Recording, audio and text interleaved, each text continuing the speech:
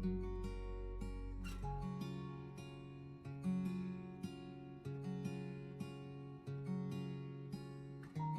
afternoon, everyone, and welcome to the Fletcher Grove Girls Center of Excellence's webinar series. Today's presenter is Tara Mosley Hyde, Chief Executive Officer with People Advocating Recovery. Tara is a national leader and advocate in the field of substance use recovery. In long-term recovery since 2011, she serves as Chief Executive Officer of People Advocating Recovery, where she advances policies and systems that support healing and workforce reentry for individuals impacted by substance use disorder. Tara is also co-founder of the Louisville Recovery Community Connection and SAMHSA's Center for Substance Abuse Treatment National Advisory Council. She holds a dual master's degree in public administration and public policy from American University and a bachelor's in public policy and pre-law from the University of Louisville. Tara's work spans university recovery initiatives, community-based systems of care, and national standards for peer support services. She is dedicated to building recovery-ready communities that foster long-term success. Tara, the floor is yours. Hello, everyone, and welcome. So excited to be here. And I hope everyone is ready. We have so much to cover, and I'm so excited to be here with you today.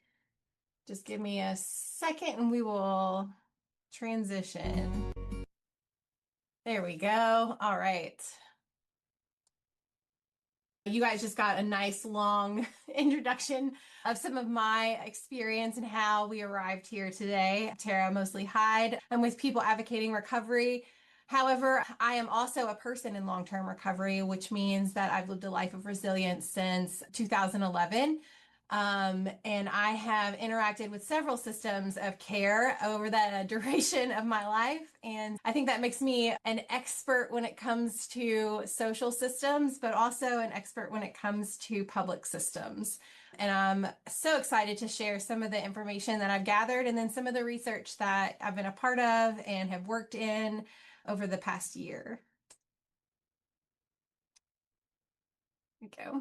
So some of the things we're going to cover today, we'll talk about defining and elevating community-based recovery support services, and that term CBRSS for short, because it is a mouthful, and really what that means and what it looks like in our communities. We'll talk about advancing recovery-oriented workforces and education pathways, demonstrating the value and fiscal return of CBRSS. I will try to use that interchangeably, but it is a pretty long term, so work with me. And then we'll also talk about how that CBRSS, community-based recovery support services, demonstrate successful recovery and how it actually enhances different systems of care and establishes longer-term outcomes, longer-term and higher outcomes when coupled with those systems of care. So treatment and recovery, what I like to do whenever I start a training, presentation, or a discussion is just to make sure that we kind of have some level setting and we want to know what we're talking about, right? When I came into recovery, I learned lots of terms and lots of new words and lots of things. And what I did learn was that a lot of the definitions of terms that I thought were not actually the correct ones that everyone else in society was using. So some level setting around those definitions. So defining treatment. When PAR typically speak about treatment, what we're talking about are multidimensional clinical assessment and any really clinical supported spaces for people, whether that's, a specific diagnosis of opioid use disorder, etc., or just general speaking, substance use disorder or behavioral health. So we'll talk about stabilization services, either medically managed or MOUD, any sort of structured clinical care, things that are like goal-oriented and integrated service delivery. So we're really talking more about clinical services. So, and these are just a few different paradigms when we talk about treatment. Like I said, this is mainly like clinical behavioral health, really high structured spaces. So when I talk about treatment, anytime in this presentation, or probably anytime I get to interact with you, those are sort of the spaces that I'm talking about. I'm talking about all of these sort of clinical spaces where they're very structured. There's usually case planning, case management, etc. And when we talk about recovery, so recovery has a few different multidimensional components. Um, Recovery from substance use is a highly personalized and ongoing process. One of my favorite, I guess, thoughts or expectations or experiences when it comes to recovery is that recovery is a dynamic, individualized process, right? Everybody's recovery is different. I know that we say that, but to actually like understand that in a way that it generalizes to like the mass community is really important and vital to understand how like community-based recovery support services should operate in our communities. So it goes beyond just a symptom reduction, right? We're not looking at individual symptoms, which is usually how we structure treatment, case management situations, because we're looking at what the symptoms are that the person is experiencing, and then we're trying to work towards a space of stability, right? With recovery, it's more dynamic, it's more person-centered. The person is kind of driving that case plan, if you will, and they're driving their life forward, right? Like they're making the decisions about work life, family life, social components, a lot of different spaces that are very individualized. So just some different sort of paradigms and understandings of what, recovery is and can be. There's lots of definitions that float around there, right? Some from SAMHSA, some from ASAM, 4 dimensions, personalized and holistic, strengths-based, and peer support or peer and community support, right? There's lots of different paradigms. And those are all true. These are all true. I'm not saying that any of them are not by any means. They're just all different, which is what makes recovery so important and vital. And then now we kind of get into community-based recovery support services. And I hope that if any of you have interacted with me or know my organization or follow us, you've probably heard this at some point. But in a very general sort of definition, community-based recovery support services are a collection of peer-led services and practices designed to support sustained remission from substance use disorder. So they can look like a lot of different things: peer support, recovery community centers, recovery housing, recovery schools, and collegiate recovery programs. It's really organized around people and populated by people who are in recovery and or collectively working towards that wellness experience, whatever that may be. So what recovery capital? It's kind of like the next topic to cover for the greater understanding of why the implication of community-based recovery support services and how it impacts those systems of care. So defining recovery capital. I'm sure if you haven't heard of recovery capital, then you should look into a lot of different research, whether it's Dr. David Best, and a lot of different groups have created their own sort of standard measurement tool. Recovery capital has been a term that's been around for quite some time now. It's the sum total of one's resources that can be brought to bear on the initiation and maintenance of substance misuse cessation. And also it's understanding the things that create barriers and understanding the things that help you to stay connected or builds capital and builds tools to equip you in times of crisis or instability. So, and we'll talk a little bit more about that, but barriers to recovery is some of the negative recovery capital that we have to also sort of take into stock whenever we're looking at measures of something. So some barriers are like accommodations, if there is substance use currently, and if there's a lot of risk taking in someone's like management of their, life and where they currently are sort of in their place of stability. And if there's an unmet service need, they may not have access to drug treatment or alcohol treatment or any of the other types of pathways. And also housing support. Housing is a number one issue when it comes to stability. If somebody doesn't have somewhere stable to live, the risk of them having a reoccurrence or going back to an unstable environment just increases exponentially just because they don't have that stability and that's safe, right? It's all about safety. And what composes of positive recovery capital, which are all the things that kind of make up like our social support networks, quality of life. So we talk about personal, that's like familial, direct connections, our social, our professional or friends or groups that we've been interacted with in some way, whether that's through faith communities, other social factors, hobbies, etc. Community capital, right? Like in my community, am I in a rural community or am I in an urban community that has lots of resources? It's rich with different pathways and different support mechanisms. And then obviously, we have the quality of life, which is definitely an impact to that recovery capital, because if I'm not well on that multidimensional factor, then it's just going to make the negative capital increase because I won't be able to be stable, because I might be unstable in whether it comes from our health, physical health, or other challenges. Bridging and bonding create positive recovery capital. Bonding is that direct connection and that really close community and like personal capital that help to support that social connectedness. Bridging is more of like the things that are outside, it's more external. So it's all the things that can help influence that either positive or negative experience. But you kind of need both of those, right? And in recovery, what we know is that personal capital mixed with social capital and community capital, we have to have all three of those experiences and connections to be successful over a long term. And, the reason is because life is messy. Life will show up in lots of ways that are unexpected, that can be really great, and then that cannot be really great. A great example of that is like, I was 3 years into my personal recovery. I just moved out into an apartment with a roommate and I got laid off from work, right?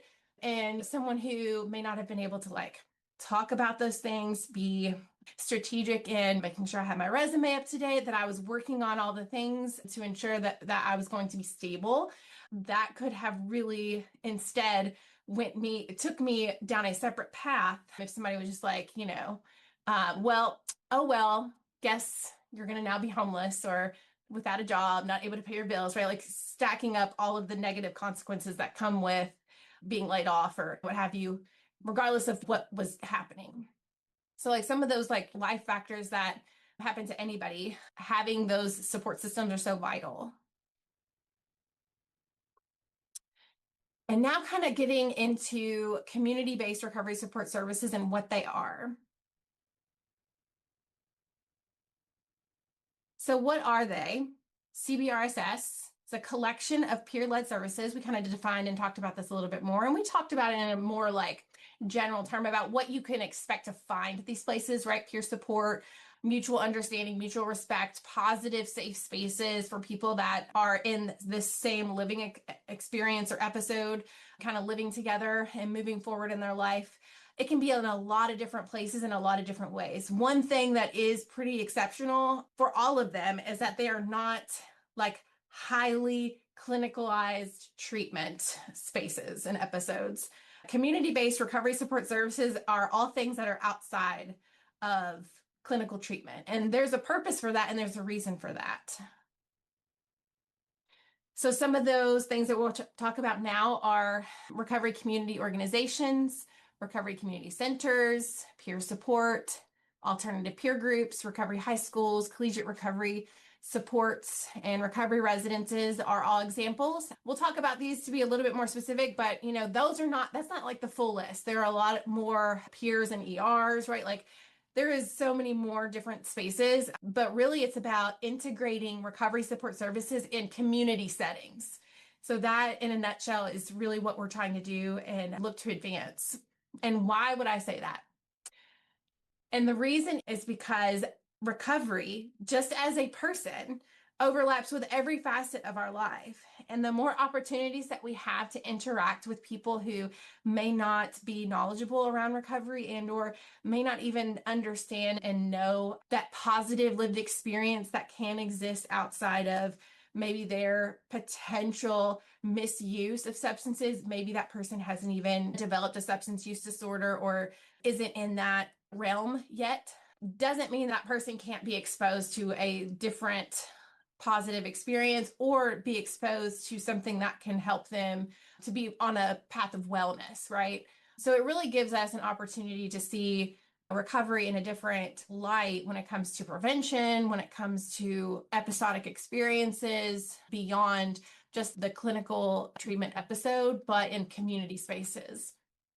So recovery community organizations, like my organization, we provide training and technical assistance to recovery community organization professionals like YPRs, like the Life Learning Centers of the world. We work with community directly. So we might host events, we host trainings, we host roundtables. We do lots of stuff where we talk a lot about recovery and bring in new research, innovation, programs, and practices.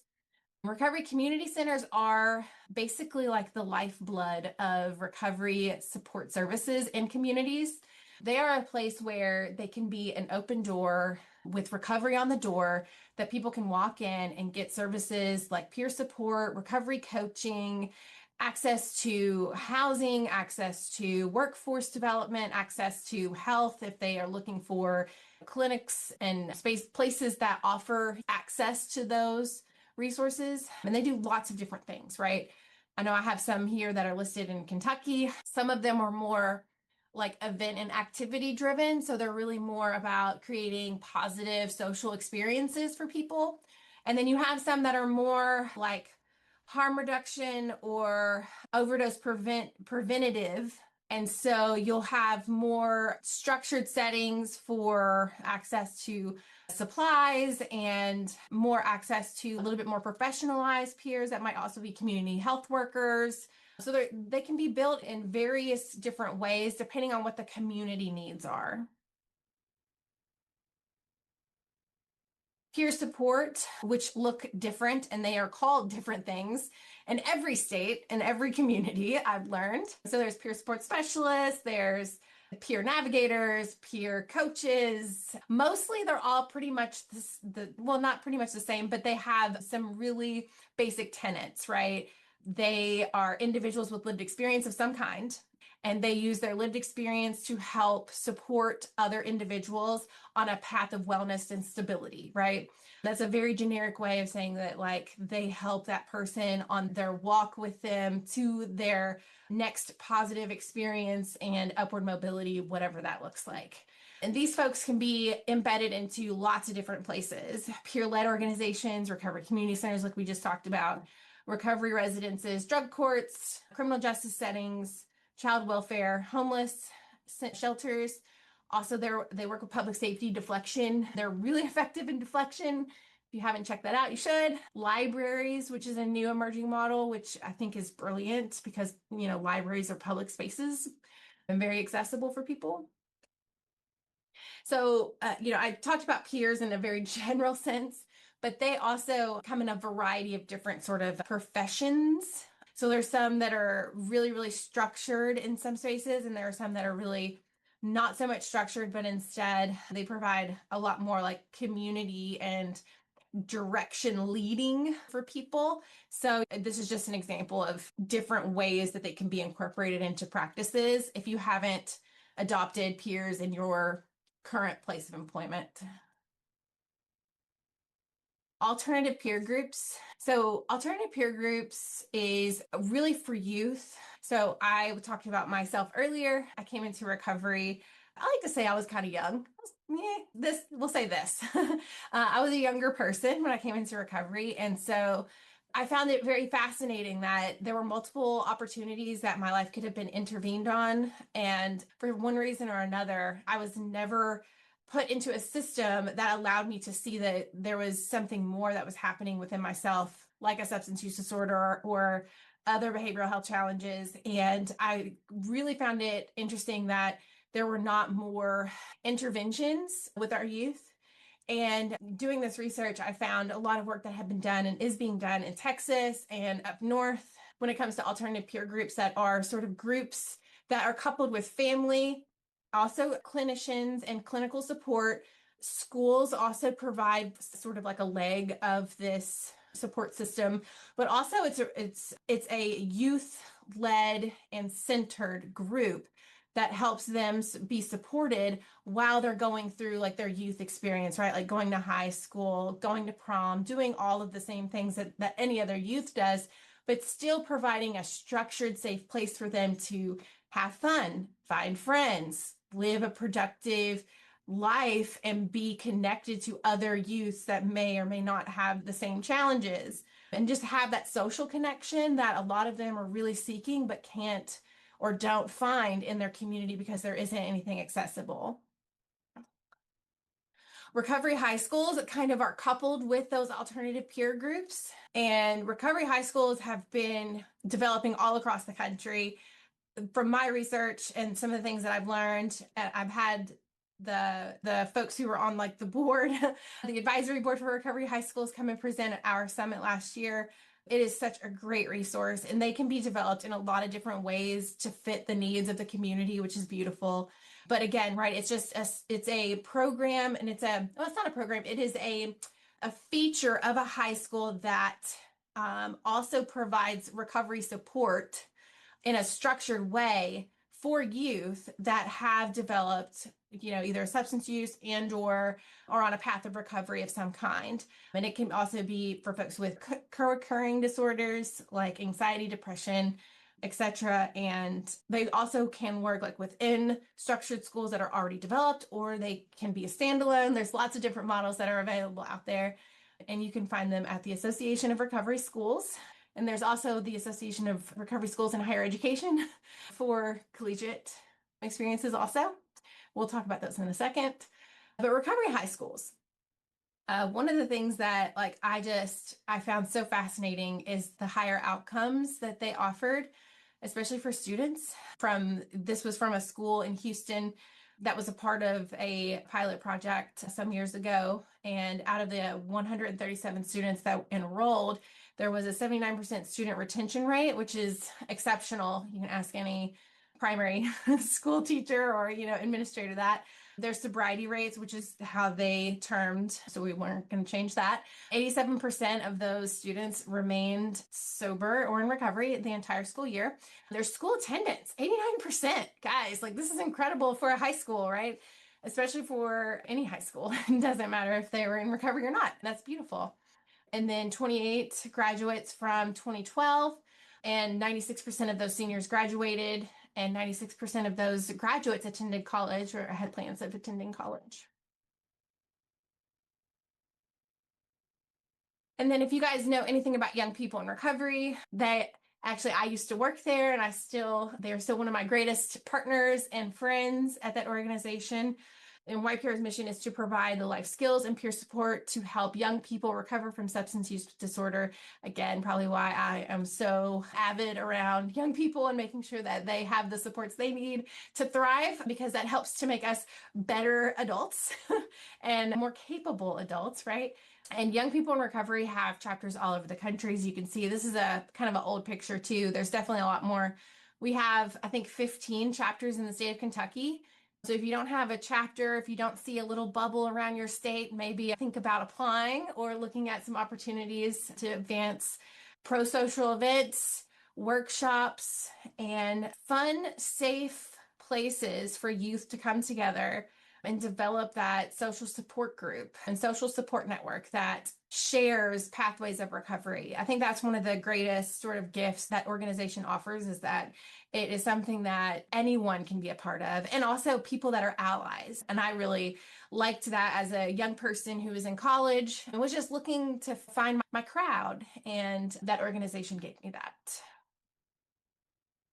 And I learned a lot about collegiate recovery supports. There are two sort of schools of thought with collegiate recovery. There's collegiate recovery programs and collegiate recovery communities.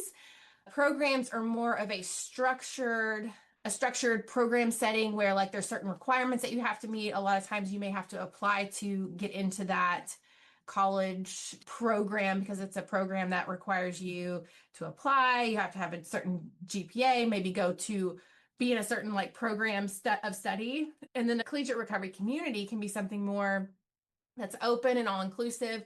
You may not have living quarters that you have to be in, or go to certain meetings on a weekly or monthly basis. but it just might be you kind of opt in and then you can tend and do the activities or not. But it's still pretty much both of them are like safe spaces on college campuses. There's usually like a designated area where those members can go have meetings or just find network and safe spaces for people to create connections and also, have the college support. So, and then some data points with collegiate recovery. There is higher graduation rates. 70% of CRC members that's Texas Tech University graduate compared within 60% of the general student population. They have higher GPAs. So of the general population that has a 2.93 and the CRC had a 3.18 on average. And then 4 to 8% relapse rates of each semester, fewer than 1 in 10 of their members had any substances that they may have used or had a reoccurrence of use. And then recovery residences. So in the state of Kentucky, we have our certifying organization, KIAR, Kentucky Alliance of Recovery Residences.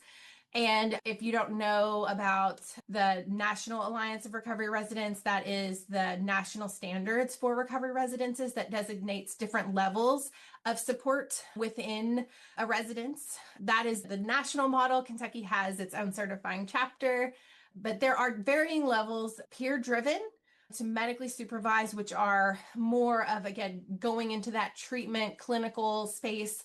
And we're going to stick here within that community space. Here are the different levels as in a snapshot. Level 1 being more of a peer run. So your Oxford model, I saw some people from Oxford on here. Hi. More peer run, democratically ran. Level 2, which is more of a managed environment. So there might be like house manager that's a peer or that's someone that's a resident leader. And then level 3, supervised. So that's more like staffing and have more, there's more programming that's embedded into that house. And then level 4, which is definitely a clinical. Now, level 3 and level 4 can vary depending on what state you're in because they can have different definitions. But for the most part, this is a snapshot. Nonetheless, all of them share this core framework of having the model emphasizes the importance of personal and collective responsibility. So this social model of recovery, it has to be ingrained and embedded into the community and the life of that recovery residences. That's kind of like the important factor and feature of a recovery residence that makes them different than like a transitional living house or reentry house. It centers around strength-based lived experience, peer leadership, participative governance, and community-based supports, all factors. All right, now we're getting into the fun part. So economics was not my favorite subject in college. However, I've learned that I've had to really learn to love economics because it helped me to understand the systems that are in place and understand where the investments go and understand how we can take the systems that are invested in and we can build upon them. So this is a snapshot from Kentucky, and I want to be really specific here. This analysis was done by a few different sources of information. There's also some data that wasn't included in the data snapshot or in this fiscal snapshot, and that was on purpose. So a friend of mine, Jean Dethridge, and myself, we looked at wanting to understand how much we were actually spending on treatment. And again, from publicly sourced data, and also there's a few different lines here where we did not actually incorporate some like federal funds into the snapshot outside of what was publicly available, just because we wanted to get a better understanding of where from these sources of funding, where we were spending our money and, well, not just why, but the impact it can have. So our spending analysis from fiscal year 2023. So federal Medicaid spending, we spent, and state Medicaid spending, and any additional state treatment spending, we have been spending in 2023, $1 billion from Medicaid. And then our core spending, which is from federal non-treatment. So the money that we spend on non-treatment is 49 million. An additional federal spending. So that's from federal grants, a mix of technical assistance, maybe some treatment or research, and maybe from like research and innovation, some different treatment modalities or different pathways of recovery. We spend around 28 million. This is all data from 2023. But again, like this is from a snapshot of all of the treatment. This is a snapshot of the non-treatment support systems that we invest in Kentucky and some additional spending. So the long-term treatment model, which we would say based on the structure of how we spend Medicaid, we say. So the inpatient hospitalization detox is around 5 days. Residential treatment can be to 20 days. Again, this is based on like sort of like Medicaid and also some best practices. Partial hospitalization programs, which can be 28 days depending on case by case studies, right? Intensive outpatient programs can be 90 days, and any ancillary services. So assessment, case management, peer supports, therapy sprinkled throughout. So around 145 days, less than 5 months of intensive professional services. So when we look at that picture, right, and we think about 145 days, 5 months, give or take, of what we spend on clinical care and treatment episodes. And then when we talk about what the research says for substance use recovery timelines, so the average number of years it takes to obtain stable recovery from first use is 41 years. This is not my numbers. These are numbers from the Recovery Research Institute and a lot of smarter people than me that we pulled and put into this report. Median time to attempt recovery from first use is 27 years. Median time to sustain recovery after achieving remission, so 8 years. It can take 8 years. Time required in recovery to reduce return to use prevalence to 15%. 5 years, and there's an asterisk there because that depends on, what type of use disorder that individual may have had, because that data can vary. So what is the challenge, right? Like, so we're understanding where all of our spending is in Kentucky from like a Medicaid, federal, state lens, the funding that is spent on non-treatment, and then some special projects, right? And then we understand how long a treatment episode can be for an individual. And then we saw how long like that recovery potential stability experience can be, right? On average in a median sort of experience. So people remain at risk for substance use disorder reoccurrence for years after initial remission, right? We talked about that. For a single recovery experience after treatment initiation, it can take an average of 8 years. Why 8 years? Because it can take 4 to 5 treatment episodes, because that's 1 in 4 people sustain recovery, right? That is the statistic, unfortunately. And an additional 5 years before their actual risk after their success, right, after the 4 to 5 treatment episodes, it takes an additional 5 years in order for that risk to be reduced to 15% on average, right? Given that, depending on what that use case scenario is. So that's 8 plus 5 years equals 13 years. That's 13 years worth of time that it takes to stabilize someone to that of the same risk level of developing a substance use disorder as someone in the general community. So at 13 years in recovery, I would say, right, for me, as a person who's in recovery, I would say that in this scenario, it would take 13 years for me to have the same risk as Joe down the street if systems remain consistent in our community as it comes to supporting individuals from substance use disorder. Why does this matter? 13 years is a long time. It's a very long time. So the cost of long-term treatment alone, the cost per person can be $55,000, give or take, for a long-term success rate of 25%. In other words, 1 in 4 people in this scenario has a successful outcome.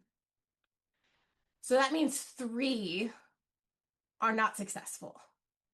I went to a seminar not too long ago where they said that we've been telling our data stories wrong, where we want to share that, yes, 1 in 4 are successful. Well, that means that 3 and 4 are not, which is unacceptable, really unacceptable. And when we think about that in fiscal terms, if it costs $55,000 for that one success or for that one experience, right? That doesn't matter if it's success or not, but it takes 4 times on average for someone to have a successful outcome. That is $222,000, give or take. So that's how much it costs to ensure that someone will be successful in treatment alone paradigms. And I find this just incredibly frustrating. So the cost per successful outcome without CBRSS. So without all of the systems that we just talked about, without recovery high schools, without recovery community centers or RCOs or anything else. So treatment only models. So the single attempt, right, like I said, was 55,000 times 4 because it takes 4 attempts typically. And sure, not everybody's going to be 4, but we're thinking, we're thinking on the greater side of that, 22,000. And then also when you are thinking in terms of our economics, you have to think about the lost productivity of the 8 years that it costs for that person to become stable. We talked about that because it can take 8 years for that person to gain stability after that one treatment outcome. And then the additional non-treatment costs. So what's incorporated into those costs? ER visits, potential public safety violations. If that person has any other sickness or illness or a symptom of substance use, family, other potential costs that are outside of treatment. So for each success, it costs, in a treatment only model, it costs $449,000, give or take. And in 2023, we had 18,000 people plus go through formal treatment.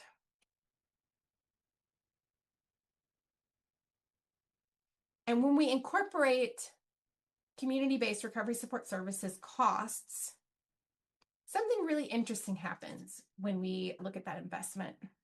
So CBRSS services to include non-clinical peer recovery work, recovery community centers, recovery housing, so all of these things, these are exceptionally cheaper programs and paradigms, right? That doesn't mean that they're not good, right? Or the quality is depleted. It's just because they don't require such high level mechanisms in order for them to be deployed in different settings. So it increases recovery capital gains pre and post treatment, reduces timescale to long-term sustained recovery remission, and reduces recovery capital loss for repeat treatment episodes. So in this $9,500 is what that costs. I mean, again, right, those are generally speaking in Kentucky specific data terms. I want to be specific here. We looked at Kentucky specifically. So the cost comparison, when we invest in community-based recovery support services, we see a few things. We see higher success rates from 60% versus 25%. And that is really due to the implementation and the continuation beyond the treatment episode, which, as you can see, community-based recovery support services are not from the initial point of investment. It is not necessarily a cheaper practice, but it is cheaper in long term. Because as we talked about before, the loss of productivity, the additional non-treatment costs that come with the ER episodes, etc., to taxpayers into our community is substantially higher because of the cost that it takes for one individual to have that success is times 4. So community-based recovery support services is an extension of clinical services, but it is not the clinical service itself. So here's 2 sort of flips of the coin or some different frameworks for you to think about. From a treatment perspective, it's focused on specialized knowledge from that clinician, that expert, that person who has the license or the certification, etc. And they are confined by HIPAA usually, right, and protected health information. They're limited to specialized environments, right? It's really highly structured.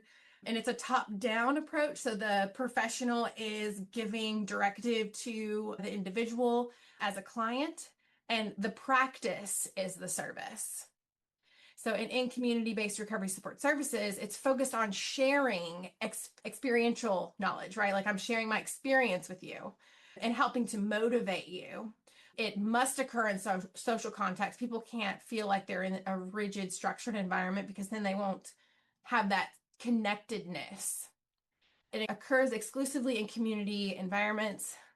Like it's got to be outside of these structured living and structured settings, just because it won't have the same impact. And also the engagement is a lot different, right? Like the kneecap to kneecap sort of experience rather than the top down. And it's open authority structure, so peer-to-peer relationships. Professionals are secondary and not primary, right? So at this point, I would like to say or think that CBRSS is more of the component that happens later after someone has a treatment episode and they become stable. But then it's more about like developing the growth, the wellness, the engagement in other spaces that help that person to become more ingrained in practices of wellness and developing as a human, right? And then the environment is the service. So it's the things that surround that person that is the service. And so why does CBRSS increase long-term remission? How both of these models positively affect recovery capital is by working together. Again, right? It's not either or, it's both and. They need each other. Not every person needs treatment, but almost every person, I could say, should be connected to community-based recovery support services. It may not all be the same type, but to have that community collaboration and social connectedness is vital for any human, right? Like we are humans, we have to have that social connectedness. We have to be engaged with friends, with a network of people that we trust, and create that positive social experience. I like to say sometimes that positive peer pressure to help get people sort of outside of their normative everyday life that sometimes is not healthy, but instead get them into some new spaces and engage them in different ways. So yeah. So building a complete continuum. So we look at recovery, prevention, risk reduction, and treatment. What do we think about? We think about this cyclical experience, right? Like we're constantly in motion. And that's how I view recovery, right? Because it's not, some people in some pathways of recovery go to a meeting every X amount of time, right? Some people call a sponsor, some people talk to their peer coach. Regardless, like they're constantly doing those things and they're constantly like sharing their experience, or they're constantly monitoring behaviors in a certain way, right? It is a continuous event cycle. And that's the same way with community-based recovery support services. Like we can't be a whole human and whole self without some of these support systems, because that's what's going to help us to develop as an independent functioning person. Recovery housing may or may not be a part of that person's story. RCOs and RCCs may or may not be a part of that person's story, but we're all going to need economic opportunity. We all need familial and or some sort of social connectedness, right? And matter if it's in a structured setting or not, but we need those sort of community support systems in order for us to be successful. So some different books and research that you guys can read and check out if you like. I know I've read a couple of these, and there's also some other ones that have just came out that we haven't added yet, but they're listed here. And we also have our citations, very lengthy. And then that is all that I have. And I think I just ended just in time for Q&A. So is that it? Yes. Okay. So yeah. All right. Thank you, Tara. That was great information. I know a lot of comments. I know it's hard when you're a presenter to read the comments in the chat, and the data that you presented was fantastic. I think it really speaks to the point that, recovery, we sort of get a short-sightedness right? Sometimes with our state officials and our funders. And, to be honest, they have a limited amount of money in their box, right? And so they've got to spread it so far. But really, what you showed us today and some of the stats that you showed us is that when you really invest in long-term recovery, it pays back in dividends, through cut costs in, prison and jail and having to add extra officers for new arrests and homelessness. There's this trickle down effect that oftentimes is not accounted for. I think the recovery community for years has talked about it. Like, look, you have this impact, you have this impact. And what's so exciting about today is that now we're starting to gather numbers and data that actually supports that, that is like, no, hey, look, it's real. We're not just saying this, it's real. So thank you for sharing that. Okay, we had a couple of questions in the chat. Paul asked, how do you work with the AA, NA, CA, and faith-based organizations offering recovery? So how do I work with, or as just I guess a framework for the community base? I think he's asking where do they fit into the recovery system? How do you work with those? I know my background is I have a master's in social work as a therapist and running a recovery center. Those were options in part of our recovery continuum. When I worked with probation and parole, they were not optional for probation and parolees. They had to attend. But I think Paul's asking, and Paul, feel free to chime in here if I'm not asking your question correctly, but how do you work with those in a recovery continuum to make sure that they're a part of that recovery continuum and utilized as a part of that recovery continuum?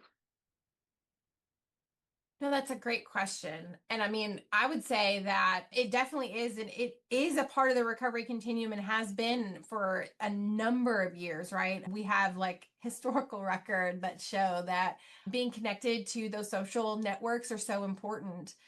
I would say that, and I even think that there has been recent data that's come out that I want to say Alcoholics Anonymous has participated in a study to help identify some of those outcomes through a couple of pilots, like I said, just recently. So I think it's very highly individualized. So at any of the community-based recovery support services, whether that's recovery housing or collegiate recovery, is just to be open and accepting to all of those pathways of recovery. And also as an individual, I think that we have evolutionized sort of the experience that somebody who is in recovery has when it comes to being a part of a greater community that does have multiple types of support systems, whether it's through the 12-step framework or if it's through other frameworks that are more like peer coaching. And I think it's just being inclusive for any paradigm, right? To ensure that they have access to whatever that individual needs, but also to understand that, that a lot of times, right? 12-step AA and ACA, those are all self-identified, right? The individual has to say, that's the group I'm a part of. And so, as a clinician or as somebody who is in that sort of setting, that's in that more of a top-down approach, they would then have to relinquish some of that power and recognize that person may need that support system and help to incorporate more of that social support network from that recovery community center. Because recovery community centers or other RCOs typically have a lot of different resources that are multidimensional that can incorporate the 12-step community and that culture and other types of support systems that the 12-step community may not also utilize. So that's what makes those community, the CBRSS resources so beneficial, is because it can incorporate all of those different modalities under one roof. And that's what makes it so unique. Yeah. I also found too, when I was working as a provider, providing treatment, intensive outpatient treatment, there are a lot of, and those of you on the call that are working, obviously you're working in recovery ecosystem somewhere, we still have a lot of silos, right? And so a lot of times, the AANA, Smart Recovery, whatever it was, we would give them a list and say, pick a group if that's what they wanted to do. So one of the things that I did is I actually went out and started meeting some of the folks that ran those groups. And I had the advantage of running the recovery center. And I was like, hey, well, do you guys need a space to operate? We could free up this room. And the same thing with faith-based. That's what I found when I was working as an operator, is that there were a lot of silos between faith-based recovery and non-faith-based recovery. And so I just worked really hard to break down some of those silos, invite both everybody in, and because at the end of the day, we all have the same goal, and it's not about we do it better, you do it better. And I think that's what's so great about your presentation today. There's so many parts to play in a recovery ecosystem. There's enough parts for everybody. So Absolutely. yeah. Absolutely. And the more that we work together, the better outcomes that we all will have, right? Like it's a shared experience. It's not just, one component, it's all of us. Yeah. I have another question for you. Tom said, I don't think this is a question, he said the recovery set-aside proposal for the block grant, which Congress did not adopt, was an attempt to level the playing field. The Appropriations Act in 2023 opted to request states for more disaggregated data instead, which hopefully will help show the need. I think Tom is talking about getting more data and helping to show that need. Yeah. One question that I had was, I know one issue that I faced as a provider was, how do you get state and funding partners on board with providing appropriate resources such as reimbursement and things like that for a recovery continuum of care? Any thoughts or ideas around that? Because I think you've done such a great job of demonstrating the need, but if I'm a housing provider and I want to play an essential role, and I am an essential role in the recovery continuum of care, how do I work with my state and funding partners to help get some payment that will sustain us to be a part of that recovery ecosystem? Any thoughts or ideas there? Yeah, absolutely. I mean, one, you have to speak the language, right? And the language you have to talk about is the fiscal impact. Like that, though the language is so important, especially to understanding like where our tax dollars are going and the impact and the return on investment. When we do invest into recovery and community-based recovery support services, right? Like I can go take this presentation and I could deliver it to a bunch of legislators, but unless I actually go to them and tell them like, this is the program, this is the thing, and have the direct ask and what that could look like in our community, that's what's going to pack the punch. And I would make sure that I would have my exact ask of what I'm looking for, whether it's recovery high schools or recovery community centers, and finding what it is also, especially from like a legislator or an official and a decision maker's perspective, right? What is it that's the thing that they're wanting to achieve? If it's reducing prison, people who are in prison and incarcerated, right? Like, well, let's talk about how we can do that. If it is reducing Medicaid spending, let's talk about how we can do that, right? Finding out what it is too that's important to them, and then helping to craft and create that narrative, and also understanding the impact of what these services can do is really how you can deliver that message very clearly. And the great thing is that right now, because there has been a lot of research that has recently been published around recovery residences, recovery community centers, peer support. There's a lot of data that's coming out right now around these outcomes and how it sustains long-term recovery, and it reduces recidivism, it reduces ER visits, right? Like all of these really important factors and data points that are especially important to like legislators. Taking that information and really putting it into a snapshot is really helpful to get them to see the importance, the investment, and making that ask. And also like just creating relationships too, right? Like I mean, that's something that I've tried to do, is create the relationships with our cabinets, with our departments, understanding the needs and what they have, right? Like you were talking about, everybody's working on a budget. So, also keeping that in mind too. Yeah. Our time has kind of come to a close. We'd like to thank everyone. I want to put in a plug. Some of you on here may be wondering, how do I get this data? How can I demonstrate the ROI for my program? So the Fletcher Group has put together, we have a health economist, Maddie Ashworth, and I call her the Taylor Swift of the Fletcher Group, but she has invented an economic calculator. And I was chatting with someone, I actually misspoke. It is actually free to anyone that wants to use it. And I've put in here several times. So if you go to our website and you click on the economic calculator, you put your information in, we can generate a report that will show the exact ROI of your program, or if you're looking to tailor it.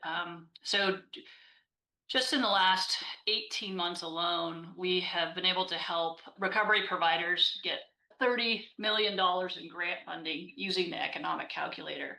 So it's a really powerful tool, because a lot of times if I just have a recovery house or whatever, I don't have the bandwidth or the team or the what I need to be able to do that. But I would really encourage you, if you're interested in that, and to go through and to use that economic calculator to help you quantify your results and give your ROI. So I know we're past time, so I'll close it up. But thank you, Tara. Great presentation. Really appreciate your time and your expertise. And thank you, everyone, for attending, and have a great rest of your day. Thank you.